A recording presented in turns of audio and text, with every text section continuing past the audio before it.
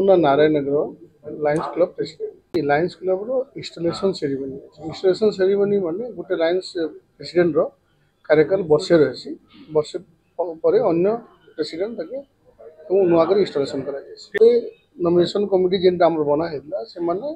पुनी थरे मते तमे सिलेक्शन करिजन एज प्रेसिडेंट तो सेटा एबे आज संगे प्रेसिडेंट संगे संगे सेक्रेटरी ट्रेजरर तथा हमर अदर गवर्निंग बॉडी समस्त गत वर्ष बहुत किसी प्रोग्राम आयोजन कर इंटरनेशनल लेवल योगा डे रे भी आम क्लब सामिल थिला जेनटा संबलपुर रमेश्वरी मंदिर साइड होता आई वर्ष भी आम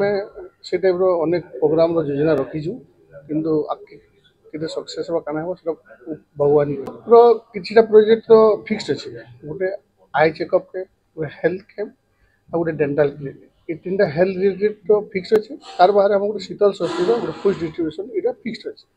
तार बाहर हमको जेन प्रोजेक्ट गवर्नमेंट तरफ या गवर्नमेंट के हेल्प लगी